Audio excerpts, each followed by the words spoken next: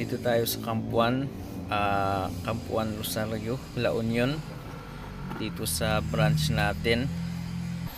Tumatanggap na po kami ng overhauling sa mga truck, 4 cylinder, 6 cylinder, manual or electronics or computer box.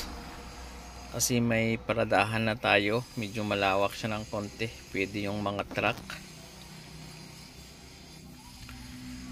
Ito ay Hino N04C, yung makina na overheat siya, kaya ito binababa nila yung makina kasi may tama yung conveying, sumunod na naikot siya, kaya ibababa yung makina.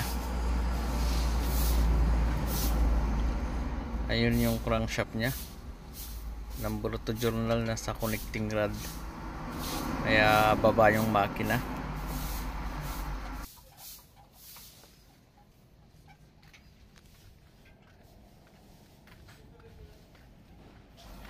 Dito naman sa mga katabi, yung 10 wheeler na yon, bali 6M70 yung makina, top overhaul, tas ikakalibrate yung injector kasi low power.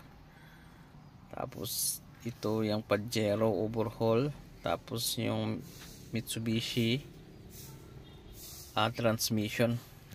Dito naman yung Bighorn naman na yun overhaul, tapos yung RAV4 overhaul rin yung transmission.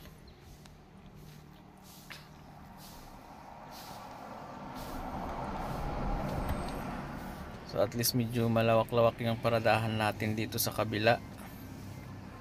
Tapat rin ng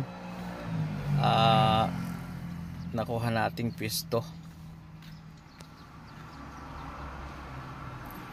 Tapos dito rin sa harap may maliit tayong auto supply. Ayan, GRD auto supply. Tapos ito naman yung towing service natin, pangkarga sa mga na-stock. Tapos yung Pajero rin na to is overhaul.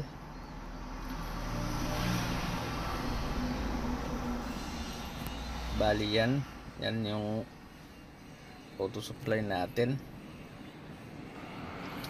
Tapos yung kabila, yun yung una nating pwesto, pero pang maliliit lang, hindi kasya, kaya hindi kasya kasi yung truck. Kaya at least pwede na tayo kukuha ng mga truck kasi may paradahan na tayo dito sa kabila. So yung pisto natin dyan, katabi lang natin si Andox pag galing kayo ng norte. Tapos andyan si Petron, yan yung landmark ninyo. Yan, papuntang norte yan, Baguio. Tapos papunta ng San Fernando, La Union. Tapos Shell, yung katapat ng Petron. So yan yung pinaka landmark ninyo kung gusto niyo magpagawa dito. Bali 6 months warranty yung mga overhaul natin sa atin yung mga piyesa. Dito naman yung papuntang Maynila. So ayan yung auto supply natin, GRD auto supply. At least may mga stock tayong mga filter tsaka langis. Tapos pati yung mga pang overhauling gasket.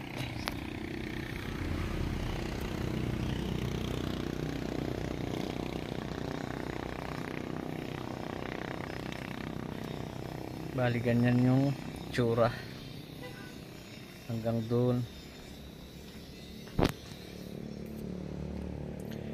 Kulang lang ng bubong, pero darating din tayo dyan. At least may paradahan na para dun sa mga malalaking sasakyan.